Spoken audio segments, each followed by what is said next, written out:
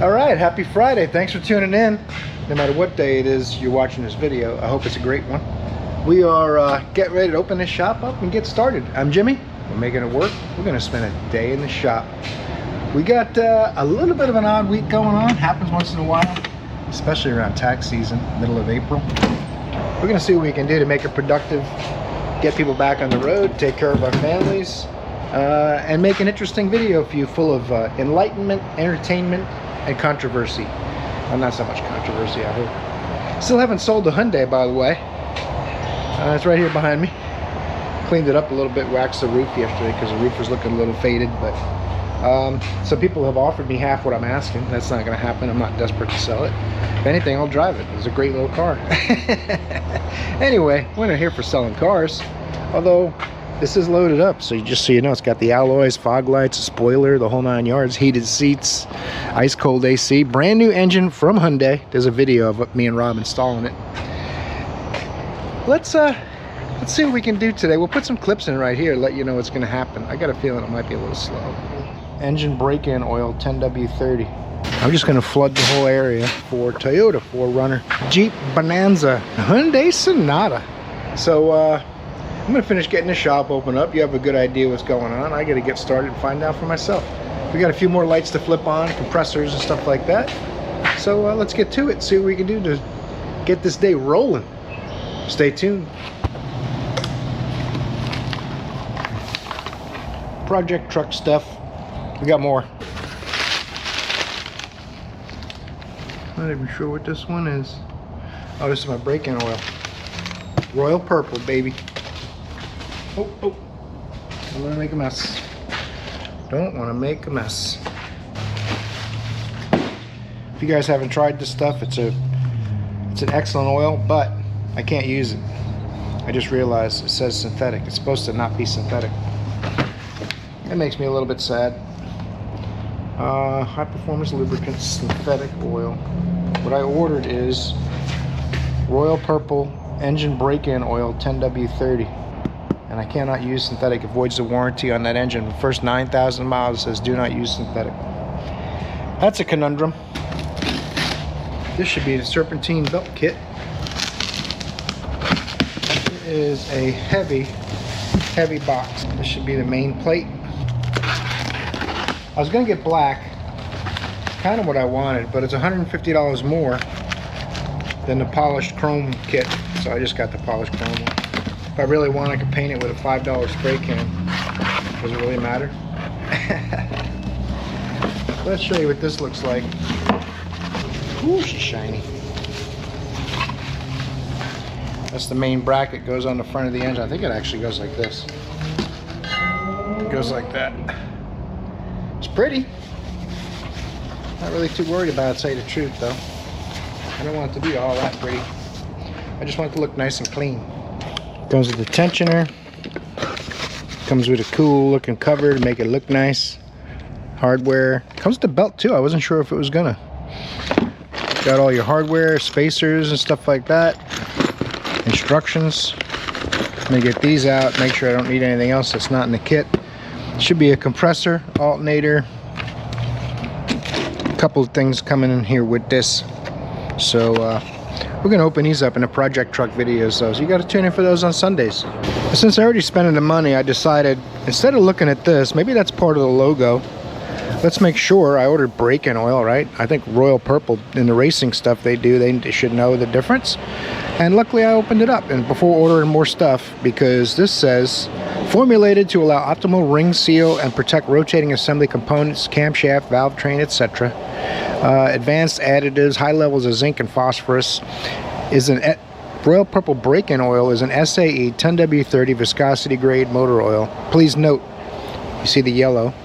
Royal Purple break-in oil is not intended as an extended use synthetic engine oil.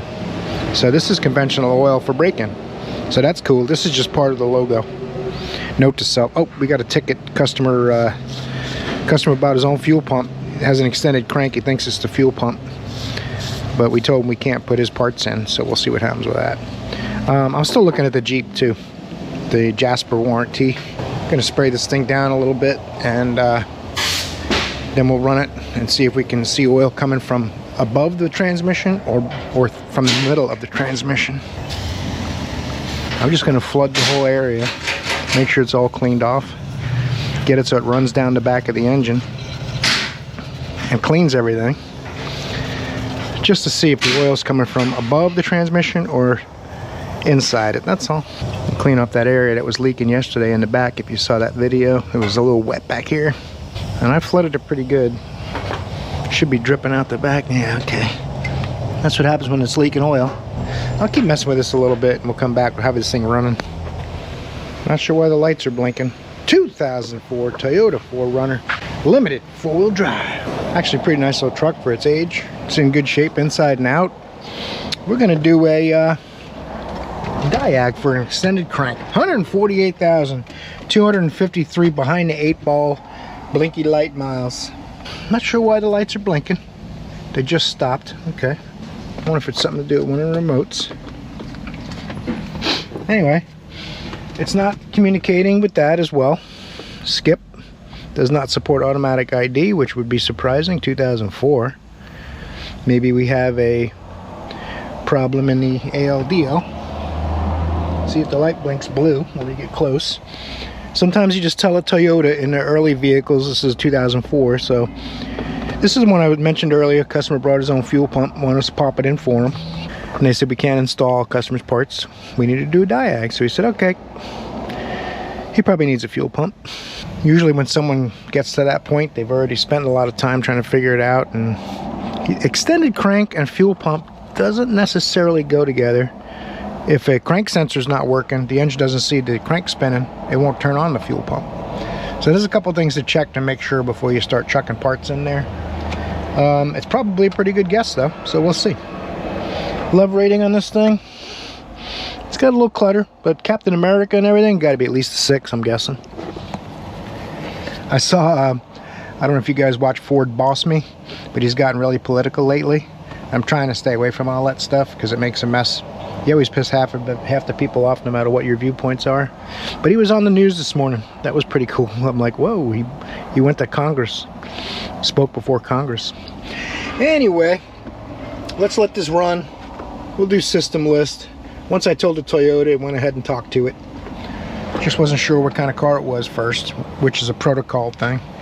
So we'll let this run. I'll send a report, and we'll go over the codes, and that'll help narrow down the search window so we know what direction to go. All right, report is sent. Open now. Let's go over these codes. There's going to be quite a few. It looks like 2 OBD2, 5 ECM, couple of cruise, 4 ABS, 5 airbag, 5 TPMS, catalyst efficiency below threshold, bank 2, catalyst efficiency below threshold, bank 2. That's weird. There's just codes are in multiple things, that's all. Engine immobilizer system malfunction. Catalyst below threshold. Immobilizer malfunction. Catalyst system efficiency below threshold. Engine immobilizer system current.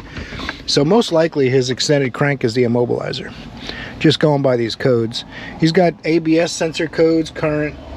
He's got engine control system code. This is just the ABS going, hey, take a look in the ECM. You've got codes. So there is also ABS system malfunctions as well, but the 1201 just means look in the other modules too. There's airbag codes for open circuits and bad connections probably, or the seatbelt tensioners go bad, things like that. Left-hand seatbelt buckle. Cannot receive data from transmitter ID 543, so he's got immobilizer issues. That's what it definitely looks like to me. So let's go in here.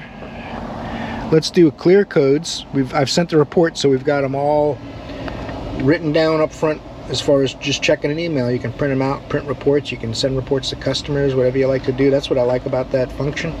Matter of fact, I got to get the little orange launch scan tool on this truck in comparison and see what that does too. Code stayed cleared. Let's see if it starts.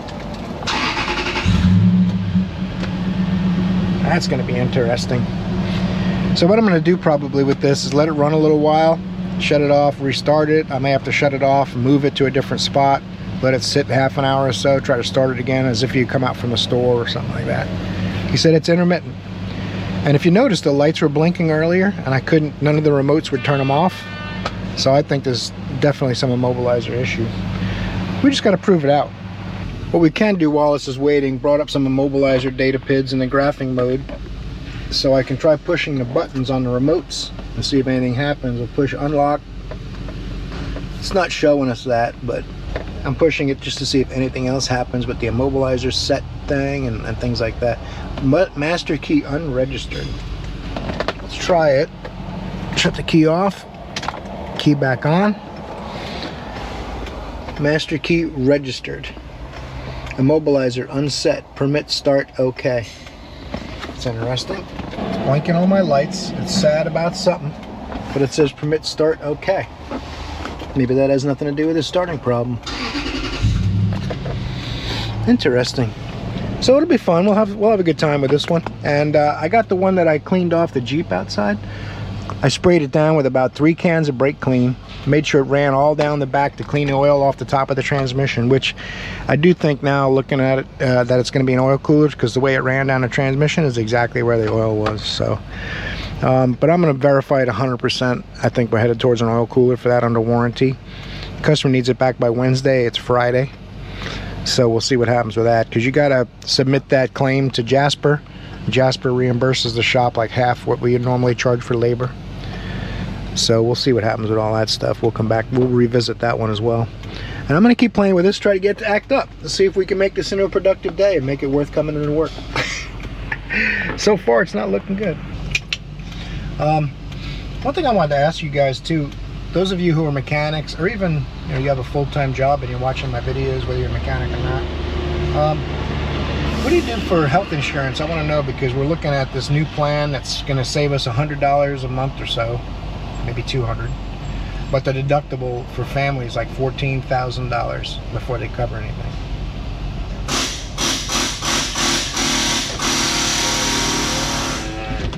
Savage. So basically, it looks like when we change insurance plans here soon, we might, because everybody likes to make more money. Basically, the bottom line is my insurance is $1,260 a month now, and I have a $2,500 deductible. So it looks like it might go down to $1,000 a month, and I have a $14,000 deductible, which is basically catastrophic coverage. If you make the mistake of being a blue-collar worker and you work really hard, then the government takes 24% of your income and taxes, whatever it might be, and you pay thousands of dollars a month for healthcare coverage that you can't use unless you have a major issue and you end up in the hospital for a week or something. Then it becomes worthwhile. But just like, I haven't been to a personal physician in 7 years. I don't go for physicals every year. If I feel fine, if something feels weird, I go to the doctor. And a couple of times I've tried that, they haven't been able to figure out what I was talking about. So, and like Katie and Rob's son's in the hospital now with a breathing problem. He has asthma, and they said he had pneumonia a couple weeks ago, and he's still not feeling better, and they can't figure out what's wrong.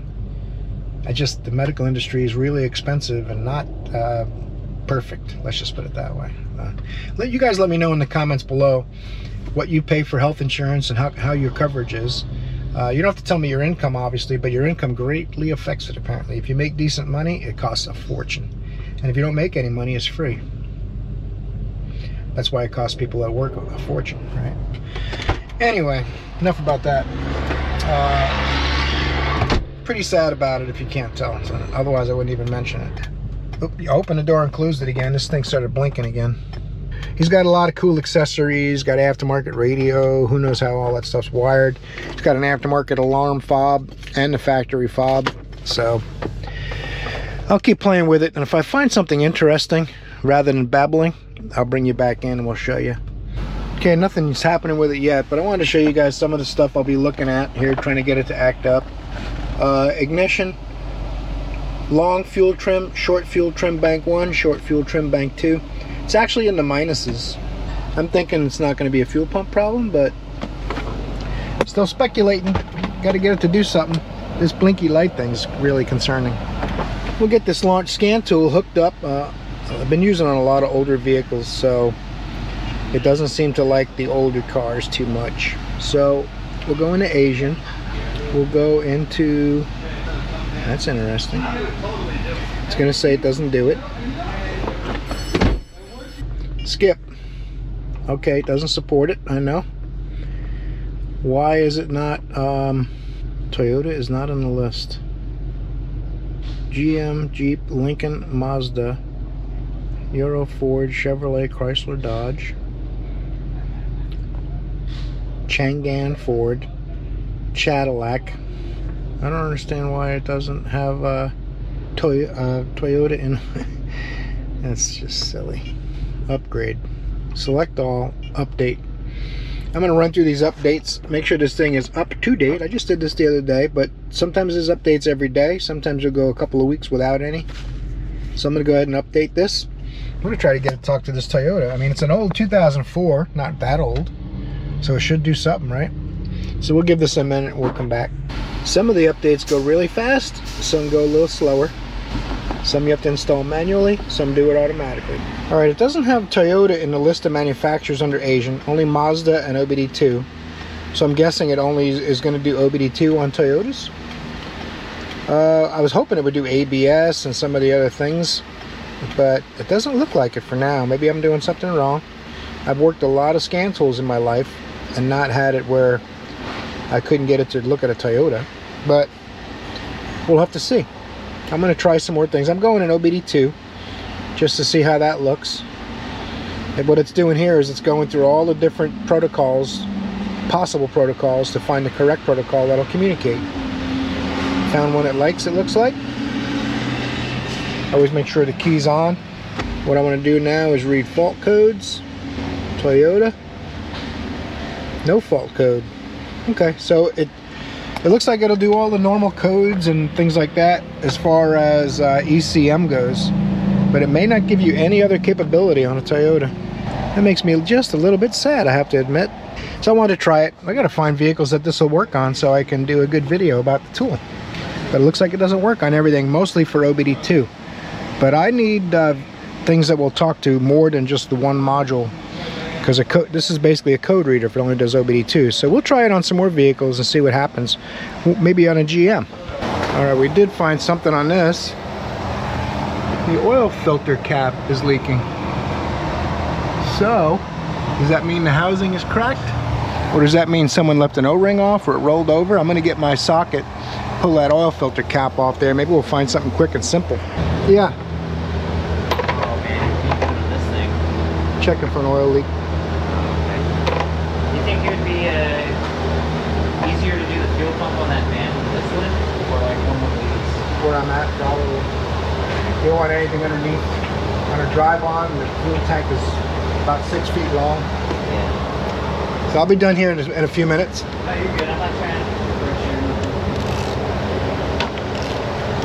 you. Let's take a look here. Let's see. If we don't see anything going on with the O-ring, it's probably a crack in the housing. We'll see. I can also look for cracks in the housing, get this out of my way a little better. Uh-oh. Now we're really making a mess. I should have brought a rag with me. I don't feel anything wrong. That is very strange. And it was tight. Let me get my brighter flashlight and send you guys in for a closer look if I see something. We might as well use the old Vivor camera. Why is this not able to tilt up some more? I guess that's it. Okay. Have it your way. Now I'm trying to find where straight up and down is so I can... Just looking for cracks in the housing. I've got a new filter and O-ring, but if I see something obvious, it would be a waste of time. I'm just going to go around the filter housing, see if I spot anything I can't see by eye.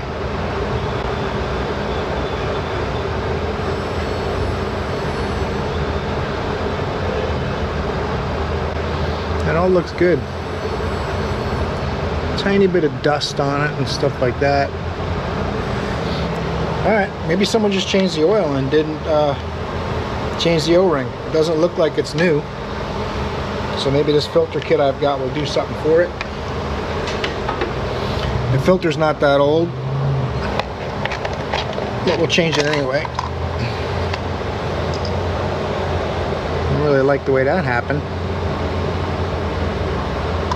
That's a bypass. It's not supposed to come out of there, I don't think. The question is, does that go with the filter? No, I don't think it does. That goes in this housing. That's a first, having that come apart. I might have to have them get me a whole cap. Space, a new frontier. An auto repair, a new frontier. Yeah, it's got a little ridge here. Okay. I just got to get mean and get it to go back together and change this O-ring, I think. That's unusual. This looks a tiny bit flared outward, like it might have been over tightened. Maybe that's an issue too. But this O-rings obviously hasn't been changed since the engine was put in, probably. Alright. Back in there. It just pops in. It came out of the housing, the cap, before the filter came off of it. So, whatever makes you happy, some gum. Now, things are about to get real. And this is just something I'm going to try. It might fix it, it might not. If it doesn't fix it, it needs a housing. Puts us right back where we started, but at least we're sure about what it needs or doesn't need. Take this filter gasket off of here. See how flat it looks? Kind of strange. This engine's been in here for like 30,000 miles, but the Jasper engines have a longer warranty than that. So it's still under warranty. And this was leaking bad. I don't know why I didn't see it yesterday, but maybe I wasn't looking hard enough. After cleaning everything off, it's just gushing out of there. You see how much beefier this O-ring is compared to what was in there? It was almost flat with the sides. That's why O-rings get changed when you do oil changes, guys. But so I'm not going to be guaranteeing this is going to fix it. Don't get too cocky yet, Jimmy. Install the filter, see what happens, and then brag if it fixes it. And again, once that O-ring's in the housing, it should be sealed based on that, not how tight you go. It definitely flares out a little bit. It's very strange. I'm going to clean it off with brake clean again, so I have the definitive result, and then we'll see what happens.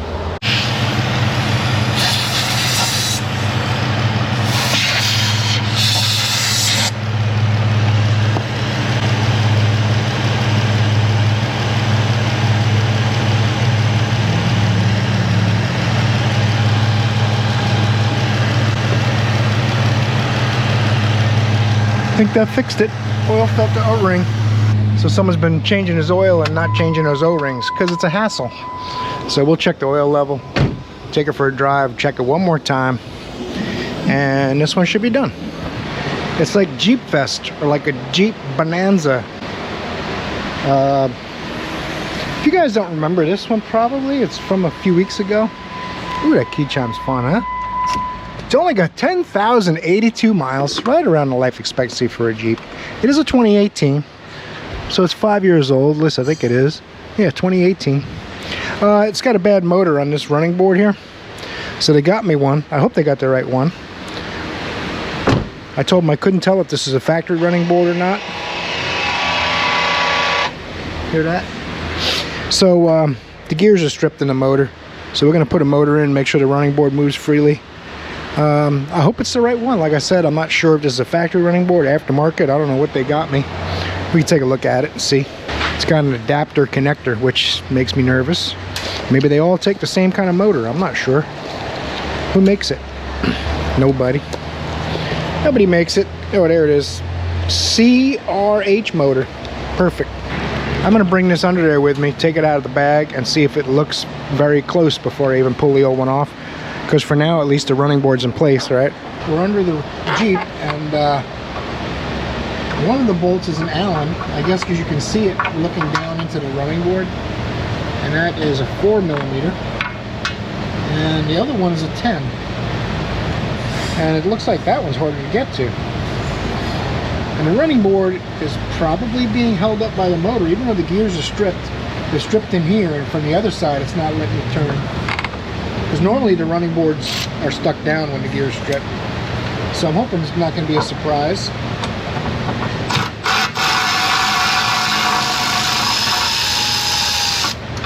One bolt. I'm going to get my 10. I'm not sure if that wobbly 10 will do the deal. Let's see. I'll try to hold the running board up, and that's not. I don't think that's gonna fit. No worries. I brought all the tools, so I don't have to get up and down too much. If you watch my project truck video, I climbed in and out of the engine compartment about 10 times. It's not a lot of fun. You do what you gotta do.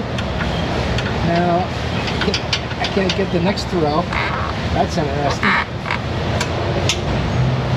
I wonder if my ratchet wrench will do something. I probably can't get any further of that. That's what I was afraid of. I'm gonna have to get up. I wonder if my curved wrench set goes down to 10mm. Let me check and see. Look at that guy. Curvature. And also about the little tiny one. We'll see which one does the trick. This is reversible too. So if you need the curve to go the other way, you flip the lever, flip it over. So this is about where I need it right now. Let's see if it'll do something for me.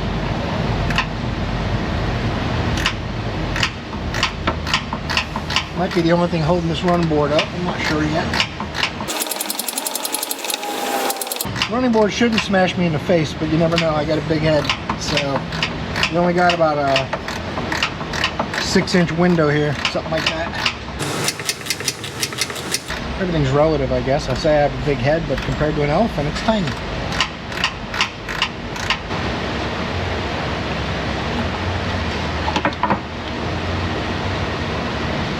Aha, I see why they give you connectors and stuff.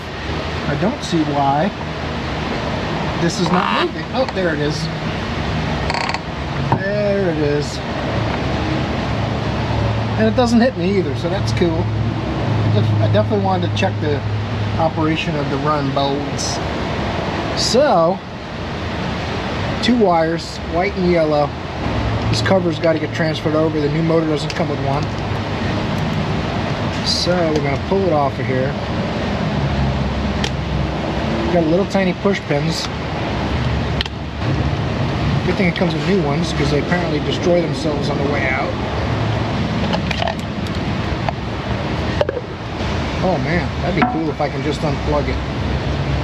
Little catch on the side. I believe these go vertical to unplug. Uh-oh, so I can snap back on. Oh, look at it. You can only get one side at a time. What are you doing?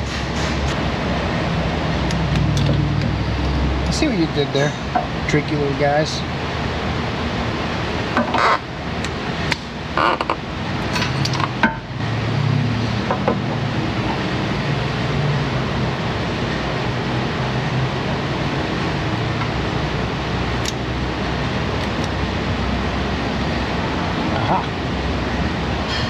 See how it connects. There is 2 push pins once I get that back in. This must go this way. That's the way this... What I don't know is what position this motor comes in. There's no instructions with it. I do want to take some of this. There's a little grease around here. I want to put a little grease on this gear. Maybe it has to be in a certain, maybe the splines only go one way. You know?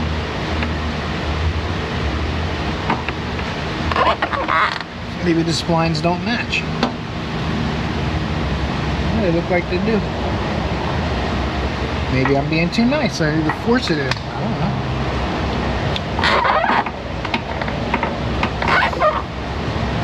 The splines are straight up and down. These are not.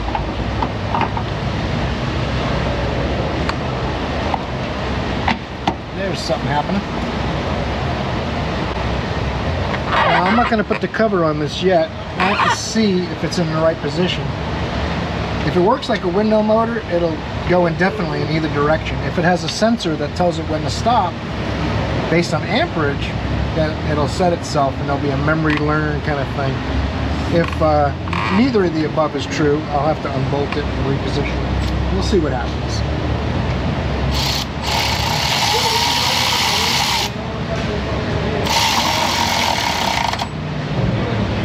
Alright, a little 4mm.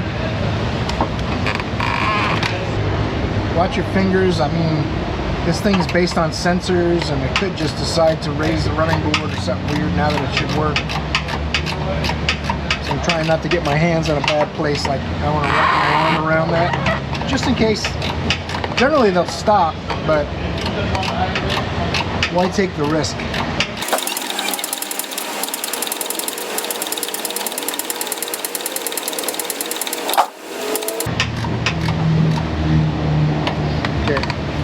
Now we'll try it, and if it works correctly, I'll put the cover on. If I have to redo my work,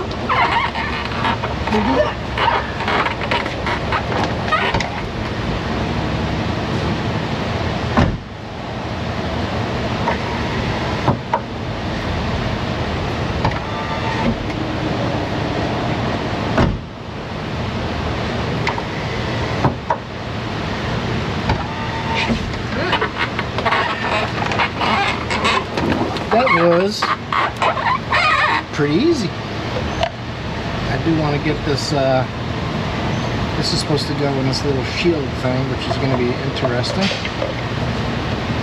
Watching the fingers again. Once it decides it's happy, it's going to put it back up. And I better be out of the way when it happens. Covers.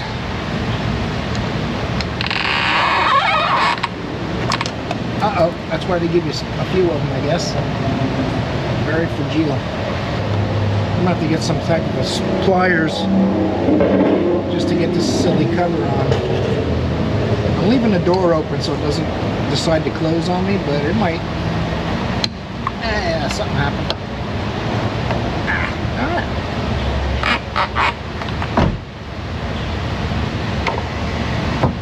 Ta-da! We fixed one today. Oh, we fixed two actually. Yeah. Both Jeeps are fixed. Both Jeeps are fixed, and the Toyota's not. 2021 Hyundai Sonata. Kind of odd looking cars, but at the same time I kind of like it. The paint on these things is not that great. Got a lot of orange peel. That looks like factory though. They don't do like show finishes. I'm not sure if this was body shop. No, it looks factory. It does need a wheel. We're going to put that wheel on right there. We're going to do a wheel alignment. 2021, and it has 65,594 miles, and it's pretty nice. It's only a couple years old. I want to say 8, but because it's so new, I'm just going to stick with a 7. What do you think about that? Let's go ahead and get this wheel on. It's going to go on the left rear. Then we'll do a quick wheel alignment. Probably not out too far. It might be towed out a little bit in the back, looking back there. You know what? Let's lift it up, see if something's bent first. Aha! It looks like it's towed out because they just put it back together to see how this bolt's at the bottom. This one probably should have been somewhere close to the bottom. They just slapped it together real quick. Got new parts in it already, so we know nothing's bent. Go ahead and align this thing. Don't forget your wheel lock case. Sometimes you gotta let it back down to get that. It smells like it's gonna rain. Small heavy condensation.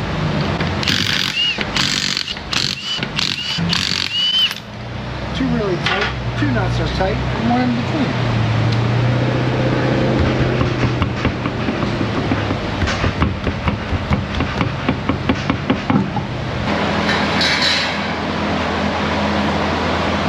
It's a lot of work for 0.3.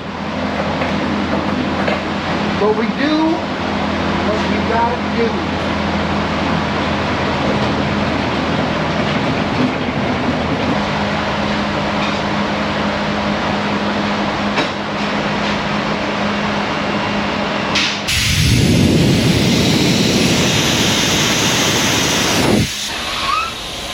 Air's not all out of there yet, but no big deal.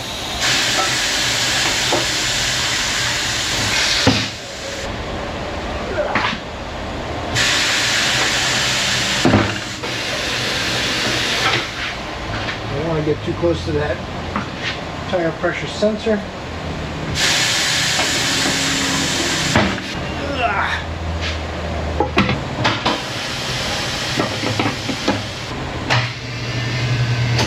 I always try to start it with the valve stem TPMS sensor near the machine and put it back on with it on the other end. least chances of damage that way. This is the old wheel that we're changing, so if you scratch it, it's not the end of the world. You don't want to scratch the new one at all. Alright. Gonna need a little cooperation here. Let's do it.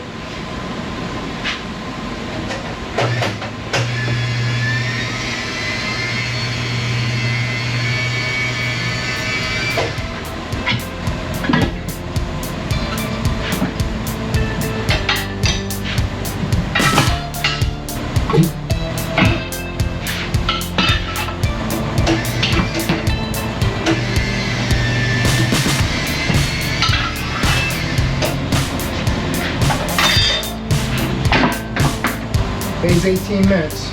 That includes finding the wheel lock, all that stuff. It's not really something what you'd call a good ticket. I tried getting a valve stem out of the wheel, but since they didn't get me a valve stem. But I found a valve stem, a new one. So we'll just go ahead and do that. That way we won't have to program any sensors, as long as those threads match the replacement one. Although, ooh,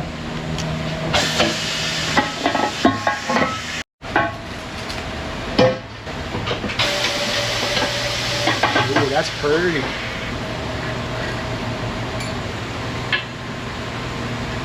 valve stem has a flat spot on it and it's not lined up. I'll scratch this wheel. If I screw this on enough, I should be able to turn the valve stem.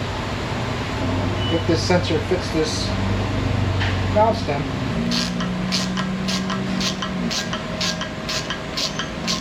Now I don't want this loose on here, but it seems to be turning the valve stem now. It's bottomed out. Okay. Someone has put water in the tire soap, which I guess it softens it, but it makes a real bad mess. And the soap's not as effective. Not that big of a deal. But I don't do a lot of the tires, so yeah, we want it to go over the valve stem area last. So do this.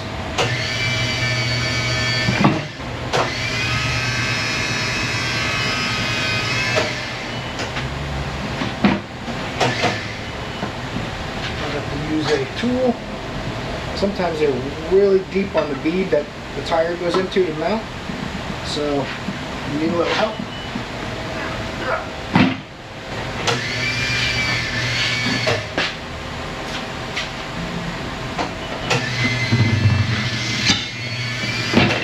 Yay! Tire fits the wheel really well. I shouldn't have to pull it up.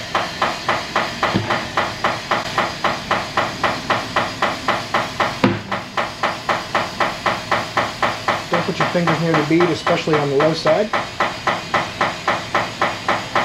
You guys that have done tires know, but these are all the little things you think about when you've been doing it a while. I just want to say it out loud in case someone hasn't mounted a tire.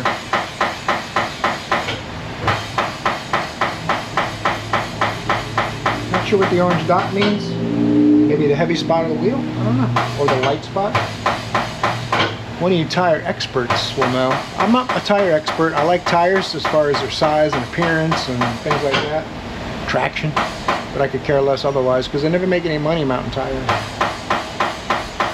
Two things I've never been good at is battery sizes and tire intel. You want to pay somebody 0.2 to mount a tire, they're probably not going to care too much about what they're doing. And this is 0.3. For changing the wheel out, changing out the valve stem TPMS thing, obviously mounting it, balancing it.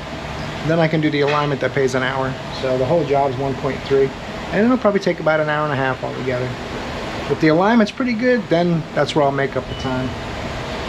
Just the nature of the beast. This has a torque clutch in it, but the guys seem to always tighten this so the torque doesn't work.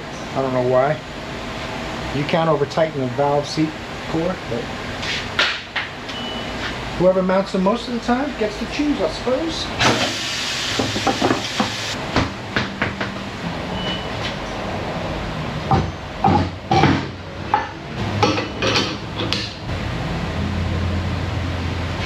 And my depth is 5.5. That's where it's at. The width is 7. My diameter, I believe, is 18. Let me check. I thought I saw an 18 on there somewhere. 19. Giant among men. Now we can spin it.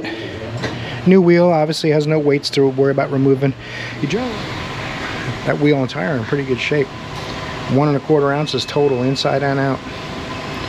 Turn it to get to 0.75 top. That means it's at the top.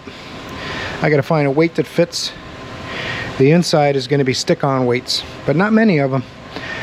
Depending on which weights we used, it'll be 1 or 2 segments. Like the guys like to save some of these. This is 1 ounce, and the tape's no good. The double-sided tape's been ripped off of it, so it just ends up on the machine, I guess. It would drive me nuts if I used a tire machine all the time, having stuff on the machine that I can't really use. One of these segments is 1/2 ounce. It says on it 14 grams, 1/2 ounce. So this is already broken. I'll use one of them once I find a 0.75 for that. Got a little yellow chalk mark where it goes on the inside there. Now I can make it easier on myself to get to. Peel the backing off. It should stick nice on a brand new wheel, right? See if we get a 0. Ha, it got worse. That's cool. Sometimes it happens. Wants another 1/4 ounce here. I'm not going to worry too much about that as I am about why it wants a 1/2 ounce on the other side. Where's my yellow mark? It's almost identical. Let me see why it did that.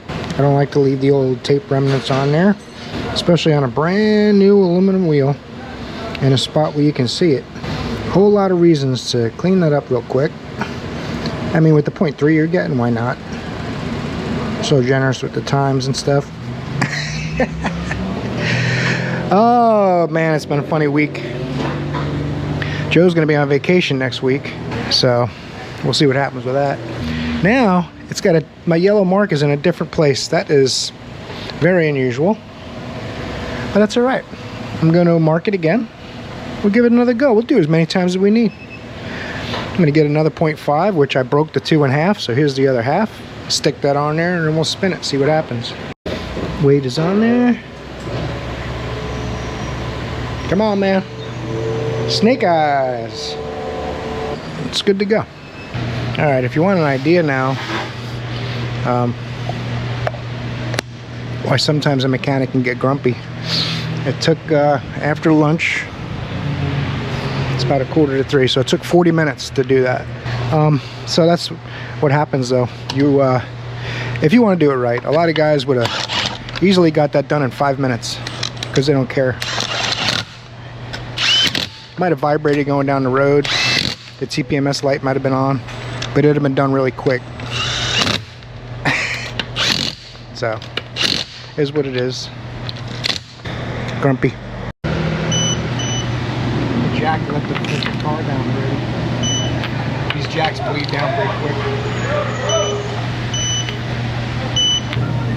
I went over to get the torque wrench and had this car supported by the jack but not locked.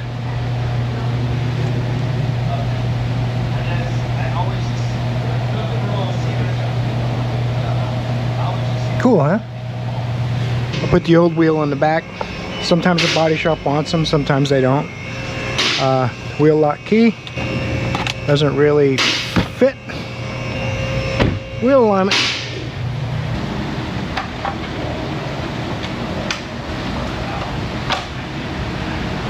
Begin alignment. Enter the VIN with the magic wand. It's going to be towed out and a little too much positive camber, but a couple of twists of some bolts and that'll be fine. You got to get the mileage on there too. 65,594. I forgot already.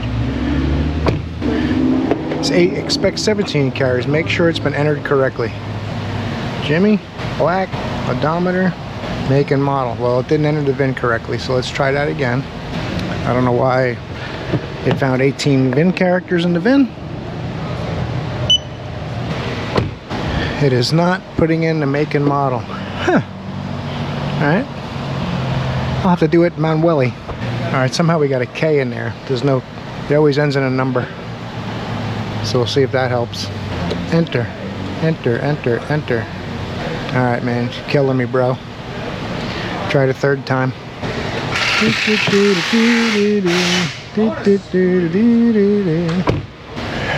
Contains 18 characters. Make sure it's been correct. Why is it putting a K in there? I've never seen this before. In case it seems like I'm lost. This time, I took the K off the VIN and hit enter and it worked. I didn't really do anything different, but that's fine. It's part of the rowing and the boat stuff and the banjos and the whole deal, you know. Alright, I'm going to drive it up to do my compensation. Gently. Put it in park. Now it should take me to caster sleep if the heads all work correctly. We'll go left. Come on. Only the left rear wheel, everything else green. And that would be nice. We can get this 1.3 hour job done in less than 1.3 that way. The wheel's off a lot because of the rear, I think. There's something going on in the left front camber too. Well, I'm gonna straighten this wheel out with the engine running. Make sure we get it nice and straight. Shut it off, put my steering wheel lock on.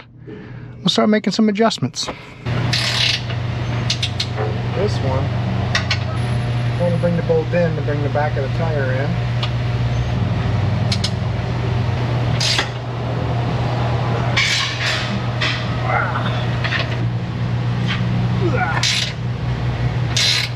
Now, there's another adjustment in here. That arm is the only one that hasn't been changed. So, we'll have to see what happens with that. First, we'll focus on getting this closer. See if it improves my camber too. Yep, I like it. That makes me happy. Happy, happy, happy. Can you see that from there? How nice and green that is? Let me show you. I have to crop that in like crazy, but all green in the back, and the front got green too, mostly.